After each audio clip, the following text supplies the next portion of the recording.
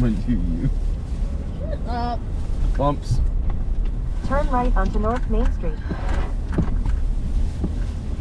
Do you want your orange? Yeah.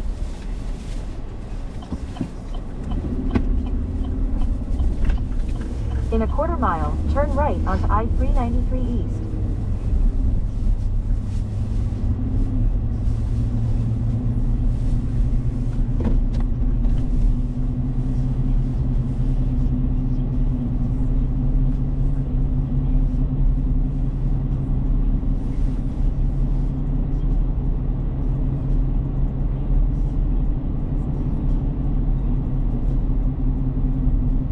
At the light, use the right 2 lanes to turn onto I-393 East.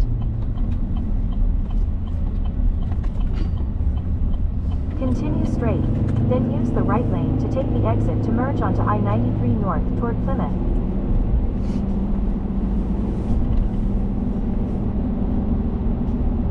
Use the right lane to take the exit to merge onto I-93 North toward Plymouth.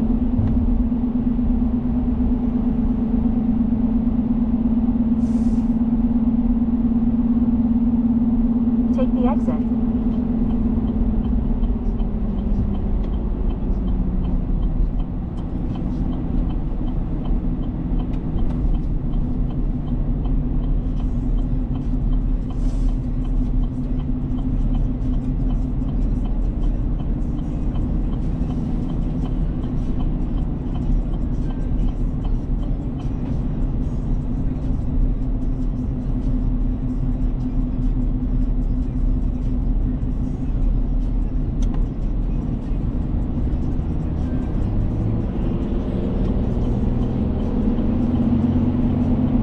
For about 62 miles, continue straight.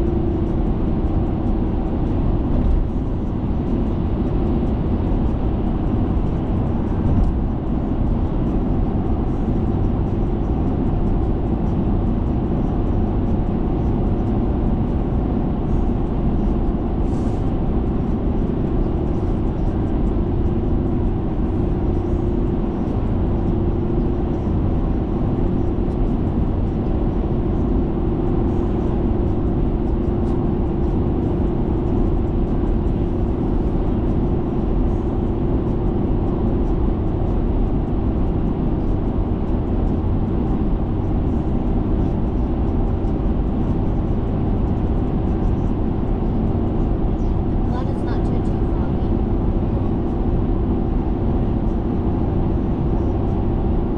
It's kind of cool that you get to see it on the camera side of things now. Right.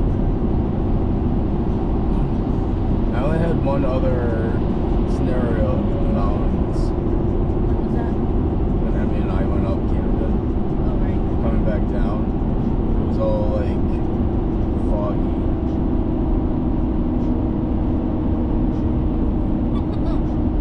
What? She's just staring at that. No. Emmy, no. Back up. Come on, Em. Down. Good girl.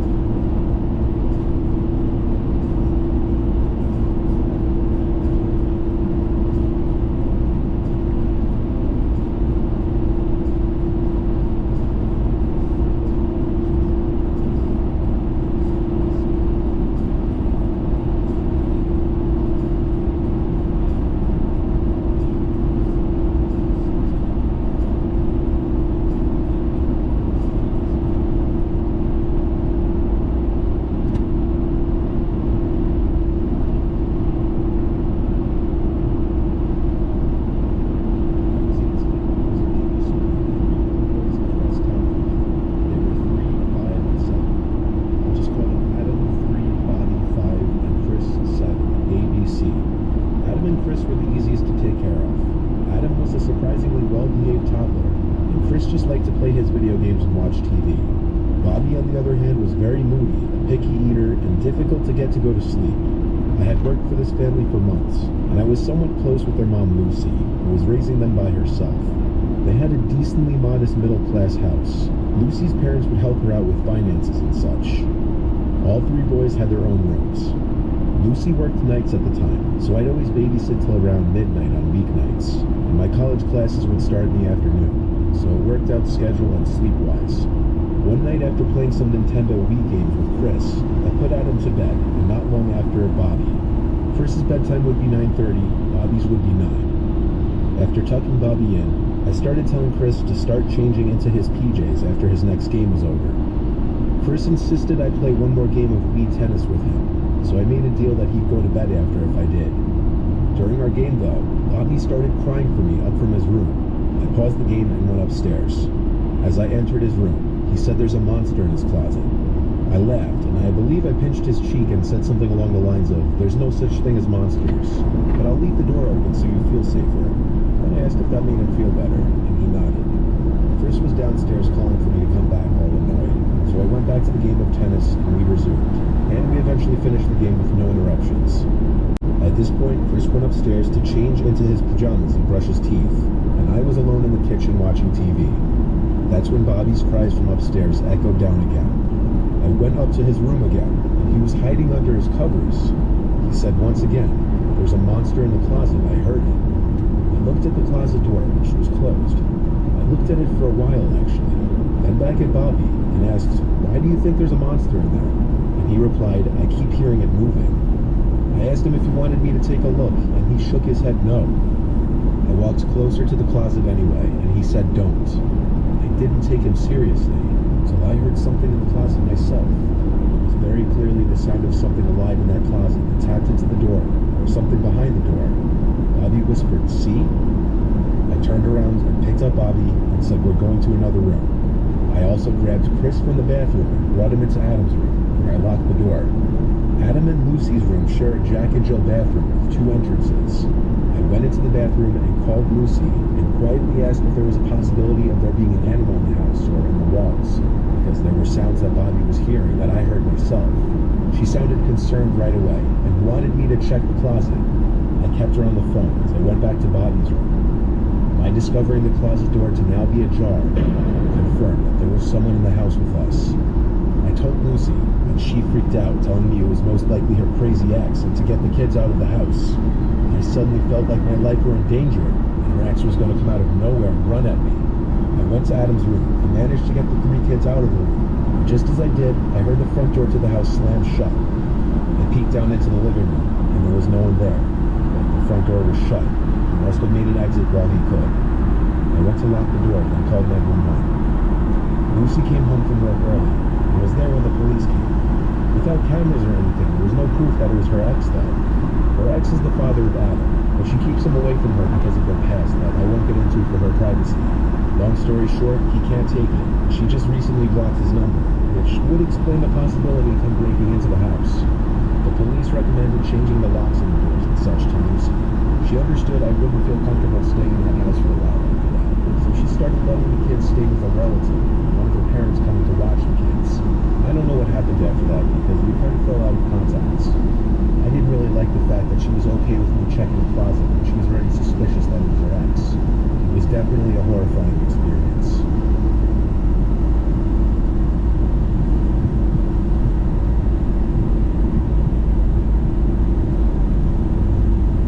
I had just turned 14. It was the summer of 2012. I was looking for a job. My grandma had told me about a family that she was friends with, and they had 2 boys. Alexander was 10 and Danny was 5. I was very excited to have a summer job and get some extra spending money.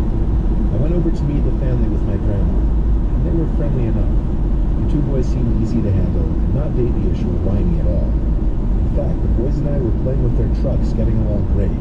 I set up a date with the parents, and they actually had a dinner to go to the next night. So the next night, it became time for me to head over to the house. It was a humid, rainy night. I walked into the house, and the parents were just getting ready to leave. A They gave me a paper with rules and such, things they didn't want the kids to do in their routines. They wrote a little something on the side that said Danny swears he hears tapping on his window every night, but not to believe it. In about 10 miles, take exit 32 onto New Hampshire Route 112 toward North Woodstock. So reading this was a little unnerving, but I sort of forgot about it. It was a chill night. We watched TV and played with toys. They didn't give me any sort of trouble, but when I told the boys it was time to get ready for bed, I noticed Danny starting to stall and get kind of distressed. I ignored it, thinking he's only 5 and probably wants to stay up later. Eventually, I got them both to settle down and go to sleep. About an hour and a half had passed. It was now 10 p.m. I heard Danny groggily but loudly yell for me. I rushed up to him and asked what was the matter. He told me he heard the tapping noise again. I instantly felt uneasy and nervous, but I just flicked on the light and looked out the window. Nothing outside except darkness and the solar lights from the neighbor's driveway. I calmly told Danny that it was probably just some bugs since it's summer after all. He seemed to come at ease when I said this and laid back down. As I walked out of the room to shut his door, I heard a faint tap noise against his window. I got the chills as I flicked on the light again and looked out the window. And again, nothing. I kept telling myself that it was just bugs flying into the window, but something deep down told me to do something. I told Danny not to worry. As I opened the window and yelled out, "This is private property, I'm gonna call the police." Moments after I did so, I heard a frantic scurrying into the forest that was across the yard. By now, I must have had goosebumps all along my arms and legs, and I immediately called the police for real. I called the parents right after, and they were thankfully already on their way home. The police arrived and didn't seem at all surprised by what I had told them. They had gotten other reports in the area for quite some time about some stranger going up to people's windows at night, looking through them and tapping on them. They said they got calls telling them the same thing almost every week. Danny's parents just never believed him and I guess took it as some little kid's story or imagination, but it turned out to be very real. They searched the whole neighborhood and never found the person. After that night, I told the family in the nicest way possible that I didn't feel comfortable watching their kids anymore. And I still think to this day what would have happened if anything went differently. Like, God forbid, the window was unlocked or open. Maybe sometimes parents shouldn't just brush whatever their young children say as just their imagination.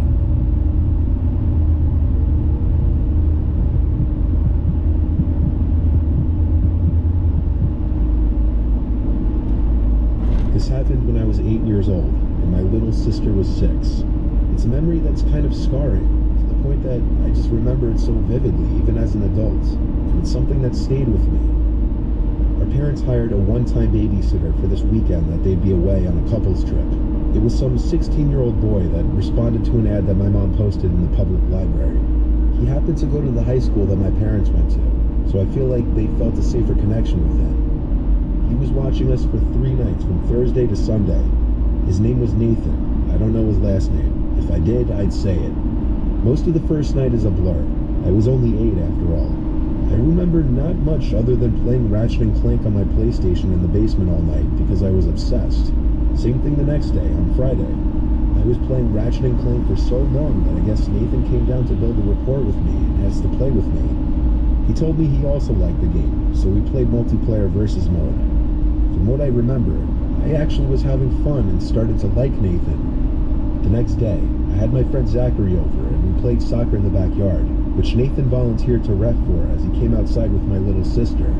Basically, he was a completely normal-seeming dude for my 8-year-old mind. Zachary left not long after we all ate the pizza that Nathan ordered with the money I assume my parents left for food. That night before going to sleep, I was playing on my DS in bed, when Nathan came in and asked if I wanted to play more video games, and I'm sure I respectfully told him I'm tired. He would leave as expected, but that's not where this ends. I always was a heavy sleeper as a kid. Not anymore, but when I was 8, waking up in the middle of the night wasn't a regular occurrence. So waking up in my pitch-black room was definitely a weird thing to happen that night. I remember flipping on my side after hearing my door closing. I looked across the room, towards the door, and as my eyes adjusted to the dark, I saw someone standing in the corner of the room, and before I could digest what was happening and scream or react in any way, I heard Nathan go shh and whisper, "It's me." I didn't respond, but then he slowly got closer to my bed, pulled the covers off of me, and I swear he was about to get in the bed before I screamed stop or something along those lines, and he froze. I got out of bed and left the room. I went to my little sister's room, took a blanket from under her bed, and laid on the floor shaking, feeling extremely confused and uncomfortable. The whole next day, I didn't see Nathan. I knew he was in the house because he fed my little sister breakfast, but I knew he was avoiding me now. I couldn't exactly call my parents because I didn't know either of their cell phone numbers. It was a weird, long day of me staying in my room and playing games with my little sister. Nathan never came in once. That night, I couldn't sleep for obvious reasons. And I don't know how much time passed before hearing my door creak open again. This time I didn't look up. I laid there until I heard the door close, and then a few moments of silence later, I looked up to the door. He wasn't there this time. I turned on the lamp to confirm this, but even at 8, I knew he was creeping around again. I wanted to go to sleep in my sister's room to protect her in my mind. I got up and took my pillows and blanket to my sister's room. And lo and behold, Nathan was already halfway towards my sister's bed in the pitch black room. I yelled at him to get away from her, and he told me to calm down, he's just checking on her. He hurried out of the room, and I locked the door. That was the last time I ever saw him. The next morning, I woke up on my sister's floor and told her let's play games in her room until Mom and Dad get back, which was early in the day, thank God. We heard our parents get home and talk with Nathan outside, but we didn't leave her room until he was gone. My parents asked me why I slept on her floor. I don't remember what I said, but I know I didn't tell them the real reason. In fact, I never did. I regret it often, not telling them all those years ago, so that Nathan guy would get in trouble. I'm scared because of me, he might have actually at some point successfully hurt a child. It's sadly something I kept bottled up my whole childhood, simply because I felt too embarrassed and awkward to tell anyone.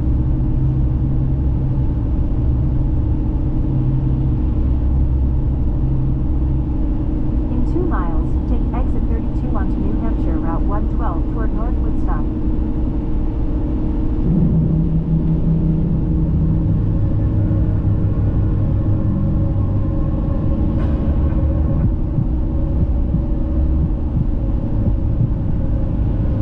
Back in college, my junior year, we lived in a suite on campus. There were 4 dorm rooms in the suite. It was half of my friend group in the suite, and we all shared a common room and a small kitchenette. Our friend Cody, who was originally in the suite with us, ended up moving off campus to an apartment with his friend, so the school automatically assigned us a replacement, unfortunately. It was this kid named Rodney. He seemed normal enough. He had blonde, short hair, a patchy light beard, almost non-existent eyebrows, and he was really tall. Medium build, but like 6'4". He was in the far corner of the suite, next to my room. We each had our own room, so there was 4 of us in the suite. Rodney seemed to keep to himself the first few days, until one day, I came back from class and he was sitting in the living room. He said he had to tell me something, and then told me he has parasomnia, which was the reason he was transferred from his previous dorm. I didn't know what that was, until he explained that it's a sleep disorder. Use the right lane to take exit 32 onto New Hampshire Route 112 toward North Woodstock. Aware of it so that we wouldn't feel uncomfortable. But to tell you the truth, that being the first real conversation I had with the guy made me more uncomfortable than anything. I was hoping I'd get to know him on a more personal level, not find out he has a sleeping disorder. I also didn't entirely get why he thought it Take was the exit, necessary to tell then me. turn right onto Kennesaw Highway toward North Woodstock. Cody's still in it, if Rodney had told them as well about his sleeping disorder yet. They all said no, and followed that with laughter and confusion. At the light, use When the my right other lane 2 to turn onto suitemates got back Kennesaw later, Highway we toward hung out North in the Woodstock. common room and discussed why we thought Rodney's sleep disorder could have been the reason for him to be transferred from his previous dorm. Then, Rodney walked in and right past us after giving us a slight sup. He went to his room and shut the door. Turn right. We had the TV on loud, so we whispered amongst ourselves about him. That night, I heard a knock at my door in the middle Stay of in the the night. left lane. I asked who it was, to no reply.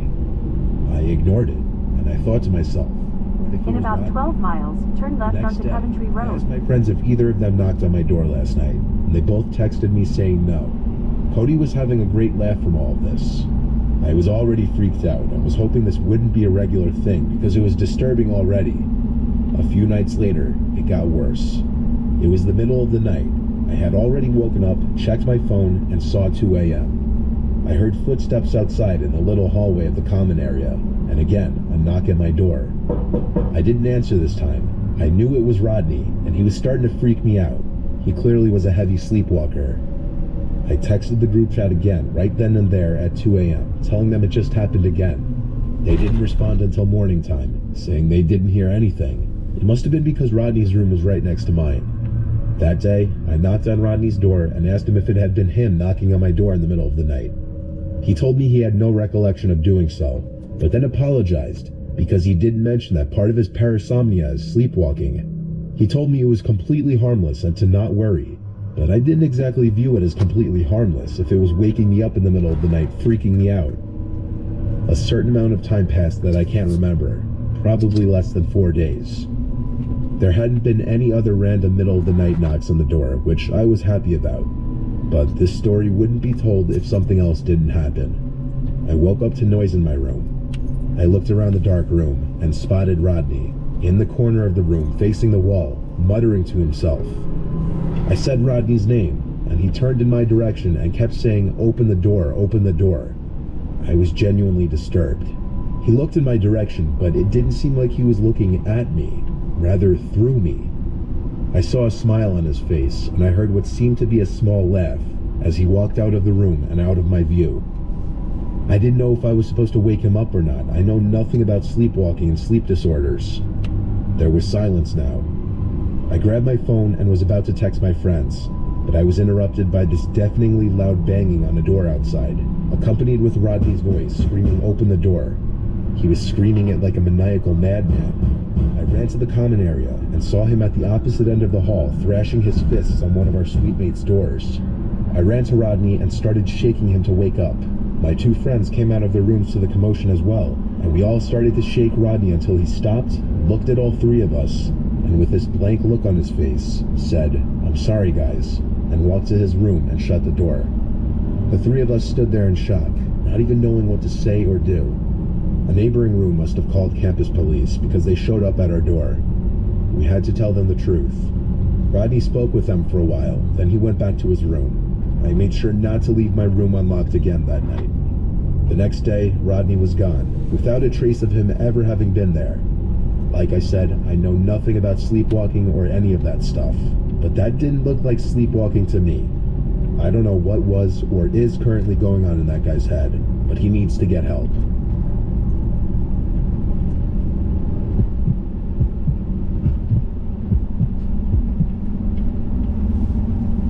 I got along fine with my college roommate Stacy. She was a messy one sometimes, but other than that we had no problems. We'd lend each other stuff all the time. At our school we had bunk beds, which I think are kind of unusual in college dorms. I was on the top bunk because I was the lighter sleeper, and Stacy was always constantly getting up in the middle of the night, so she'd definitely be waking me up if I were on the bottom. There was this one night that still sticks with me to this day, only because I don't really know how to logically explain it.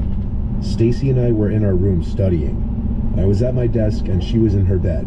I had a big presentation the next day for one of my classes, so I was just going over my talking points again. In fact, I practiced them to Stacy a few times, and she acted as my audience, then asking questions afterwards. She told me I could borrow one of her tops tomorrow if I need to for my presentation, as I didn't have any nice, formal kinds of tops with me at school. After helping me review, she went back to her studying for a little more, then she went to sleep. I wasn't done studying, but as a courtesy, I turned off my desk lamp and went up to my bunk and kept studying there on my laptop. Stacy would snore sometimes, so when she started snoring, I knew she was asleep. I continued my studying and rehearsing for another half hour to an hour before closing my laptop screen, putting it at the end of my bed, then going to sleep. I woke up at like 5 a.m. when light was just barely starting to creep into the almost pitch black room through the windows. I heard Stacy down below me, walking around. I groggily said Stacy's name, and she answered with, I asked her if I could still borrow a nice top to wear for my presentation later that day. She went, again, and I heard her open her closet door. I said thanks. I looked down at her and saw her bent over in the closet.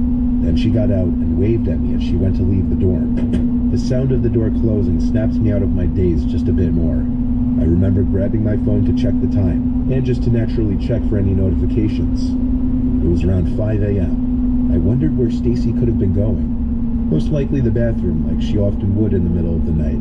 The waving was just a bit unusual, though. But then, I heard a snore from below me in the lower bunk. At first I thought I imagined it. Like, how could that be possible? I peered my head over the edge of the top bunk, and there was Stacy under the sheets. Did I just dream seeing Stacy in her closet? No, because I looked at the closet door, and it was still open. I quickly hurried to the door to the room and went out to look into the hallway on both sides. There wasn't a soul in sight, but it had been at least 5 minutes since I heard the door shut. I shook Stacy awake and told her someone was just in our room. It took a few moments for her to fully wake up and snap to reality, which she then showed major concern for and rushed to check her closet for anything stolen. Nothing was stolen though. I still to this day don't know who that was or how she got in. I reported it to university police, but their investigation and review of the camera in the lobby of the building turned up nothing, but I know for a fact it wasn't a hallucination or dream.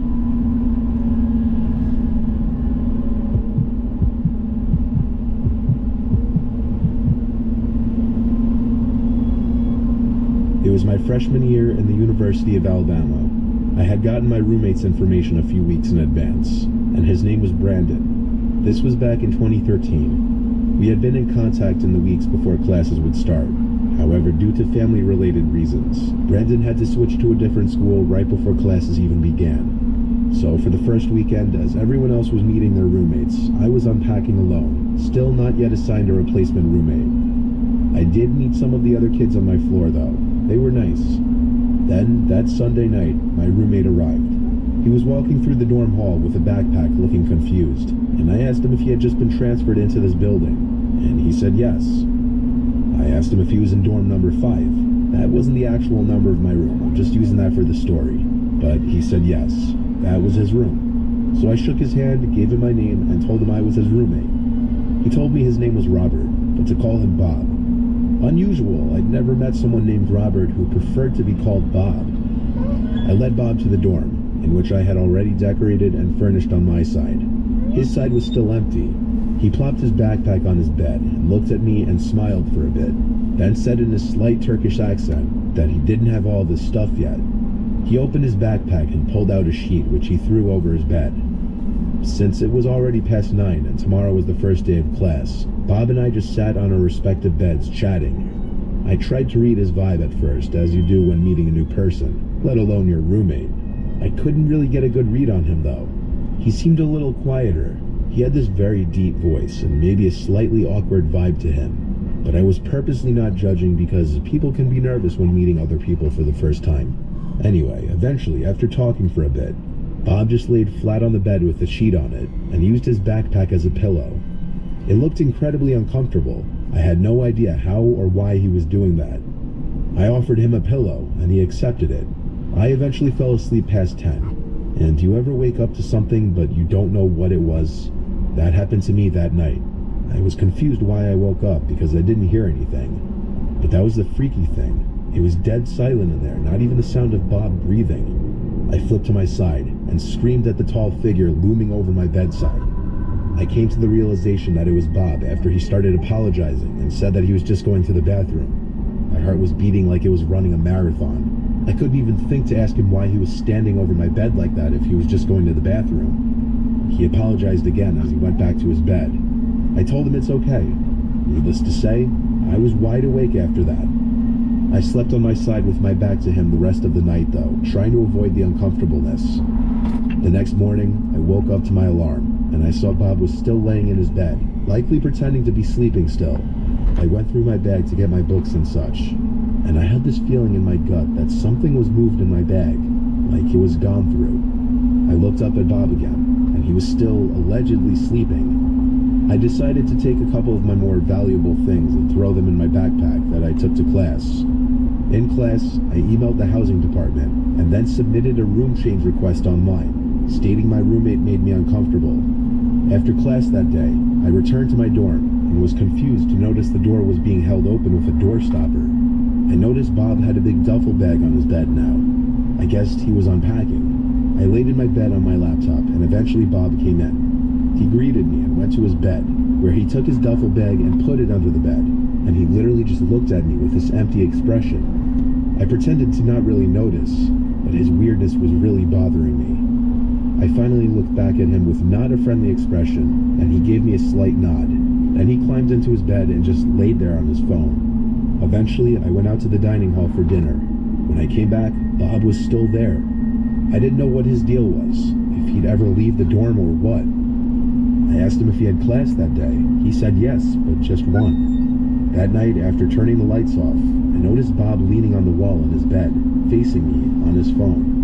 I constantly felt like he was looking at me. I was anxious to get a response from the housing department, so I checked my email and saw they responded, but it wasn't the response I was hoping for. The lady who emailed me back expressed confusion in my request, stating my replacement roommate had not yet been assigned, and that there should be no one else in the room with me. I looked at Bob, who looked back at me. I was about to ask him if he had his key to the room on him. I didn't ask that though. I put my laptop and other belongings in my backpack and duffel bag, as he just watched. He didn't say anything, and I think he knew that I knew. I left the room without saying anything, went to a safe place, and called campus police to report him. By the time they arrived to the dorms, Bob, or whatever his real name was gone, along with his little bit of stuff. I found out that night that he stole some clothes from me, my iPhone charger, and some of the food I stored in my closet. As for what he was doing watching me sleep, I could only imagine he was making sure I was asleep before going through my stuff. I had a completely random, possibly homeless person in my room for basically an entire 24 hours. My real roommate moved in 2 days later.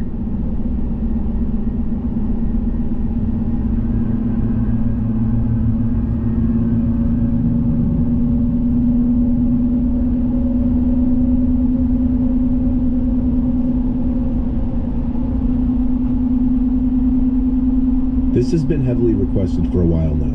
A compilation of some of the stories I've read through the years that genuinely freaked me out the first time I read them.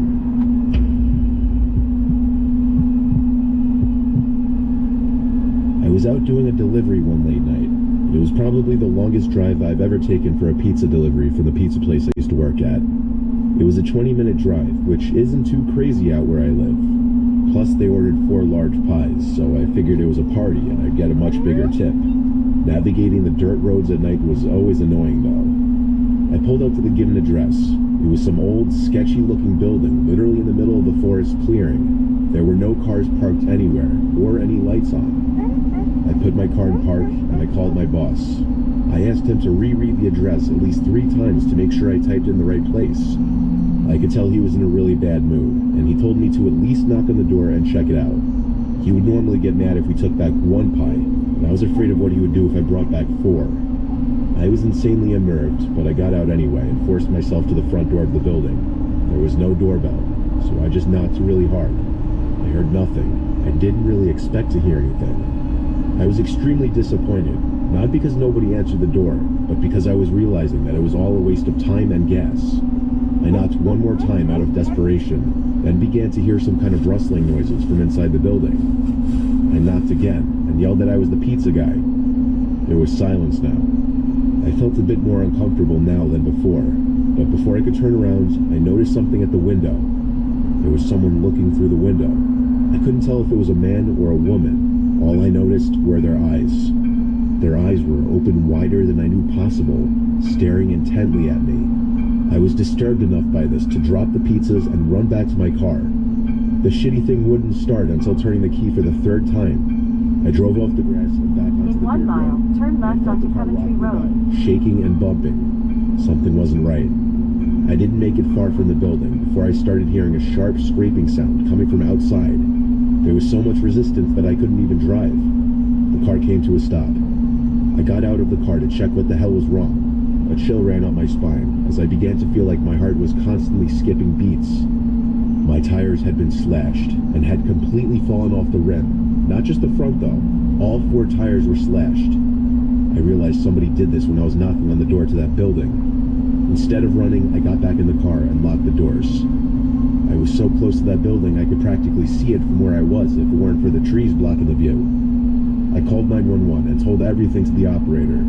She told me the cops would be over as soon as possible and that I need to stay hidden. I asked her if it's advisable to stay in the car or run, and she told me it would be best to stay in the car with the door. Turn left onto Coventry She asked Road. me to stay on the line with her until the cops would arrive.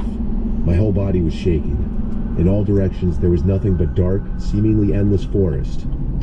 I knew it would take forever for the cops to get there. I was not comfortable sitting in that car so close to whoever did this. In about 8 miles, The turn next right part onto was what French utterly Pond Road. destroyed me. It still shakes me to this day, and I hope nobody ever has to experience this kind of fear. As I was scanning all the windows, making sure nobody was outside, I looked in the rearview mirror, and there was the same person I saw at that window, eyes opened wider than ever. I could see now that it was a woman, and I could ever so slightly see a smile begin to spread across her face. I opened my door and full-on sprinted into the woods, not caring how much noise I made.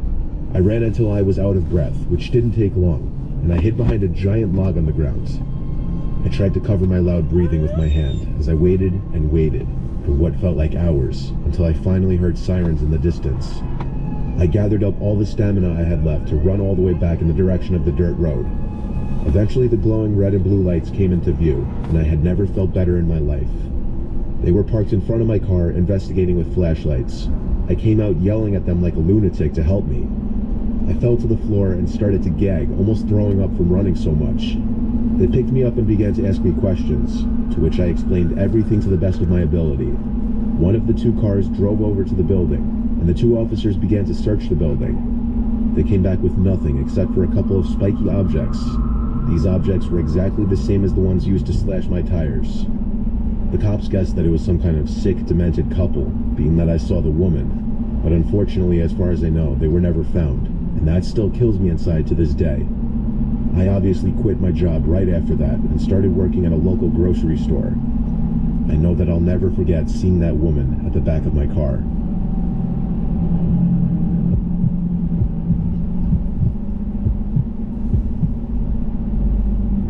It's a little-known common courtesy out in the mountains during a snowstorm that if someone's seeking shelter in your cabin, you let them in. No, I wasn't the one offering that courtesy to someone else in the story. I was the one seeking refuge. It was supposed to be a long weekend of hunting, but what started as a cold, sunny day quickly formed tons of dark storm clouds, and I quickly found myself right in the middle of a blizzard. After a full, rather unsuccessful day of hunting hares, I was way too far and disoriented to make my way back to my cabin. I had to seek refuge somewhere else. I came across a log cabin nestled between a circle of trees. No lights on, but I still had to try the door. I hit the door with my fist a few times. No answer. And I could hear footsteps on the other side, approaching the door. I expected it to open, but it didn't. I shouted that I'm lost and need shelter. The door cracked open, and I heard a voice say, "Come in, leave your boots by the door." I waited a bit, expecting him to open the door fully and formally greet me as anyone would. But that didn't happen, so I pushed the door open myself and entered the dark cabin. The room was lit by 2 candles, just enough for me to see the couch that the man then told me to sleep on. As for the man, all I saw was his silhouette on the far side of the room. The little light from the candles didn't extend that far. I dropped my bag and gun on the floor and laid down on the couch. I thanked the man for letting me crash here till the storm blows over. He didn't answer. His behavior wasn't the most bizarre thing. Folks are strange up in the mountains. If he wasn't up for conversation, I'd just get some early shut-eye. I closed my eyes, though the level of darkness with my eyes closed wasn't much of a difference. I was subconsciously waiting to hear the man's footsteps leave the room, but they never did. I opened my eyes, and his silhouette was still in the corner of the room, just standing there. I felt the need to say, "Yeah, I think I'm just going to get some sleep now, thanks." No response.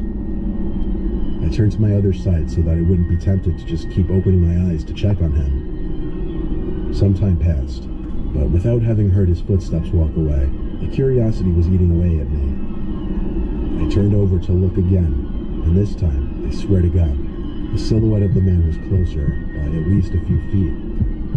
I couldn't make out his face, but the slight glow from the candles would just barely trickle around the man's forehead, and what I saw was disgustingly pale skin.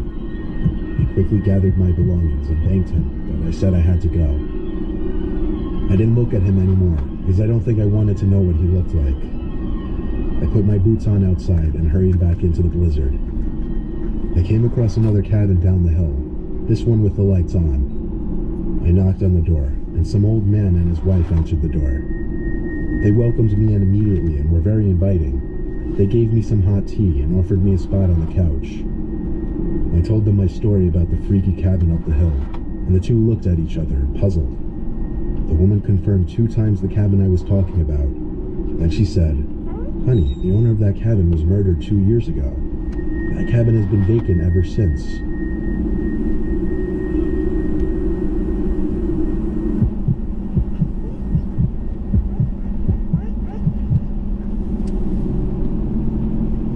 I'm 27 years old. I live alone in a rural town in Virginia, about 2 blocks away from my parents. My parents are both in their 60s, and my mom has become a very worrisome woman in her old age. Sometimes she walks over uninvited and lets herself in, since I had regrettably given her a key, which can get a bit annoying. Like if I would be out really late on weekends at a bar or with women, I would sometimes come home to my mom sitting in the living room waiting, worried sick. I know you may just think, "Oh my god, that's crazy, why not just put your foot down and tell her to stop?" Well, because you don't know my mom. It's very hard to describe her, but she's the kind of worrisome, innocent little lady that you just can't bring yourself to go against. And I hate to mention, she also has mild dementia. Anyway, this was Saturday night. I think it was around 2 in the morning. I was at a nearby club with a group of college friends, really the only place to hang out in this boring town, and I was getting ready to head home. I said goodbye to all my friends and walked the 3 blocks it took to get back to my house.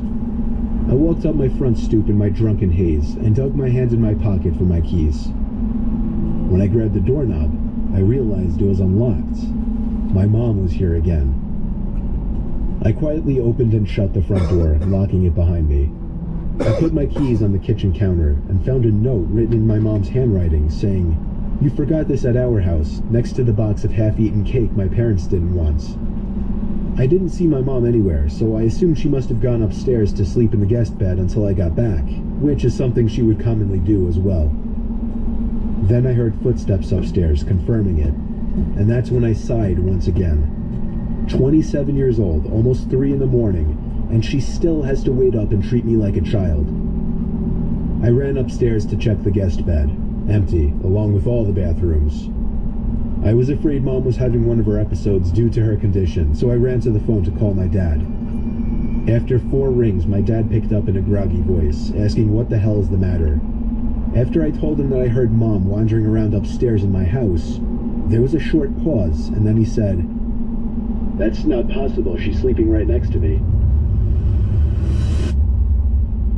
My mouth fell open as I turned my head to face the dark upstairs, and just barely by the light provided by the kitchen, I could see a head peering around from the corner at the top of the stairs, looking down at me. I screamed into the phone as I ran out the front door and down the street to my parents' house, explaining to my father on the way. About halfway there, my dad told me, "Alright, I'm gonna call the cops," and hung up. I made it to my parents' house, where my mom was already waiting at the door, worried sick. My mom explained that she did come over to clean my kitchen a little bit and to bring...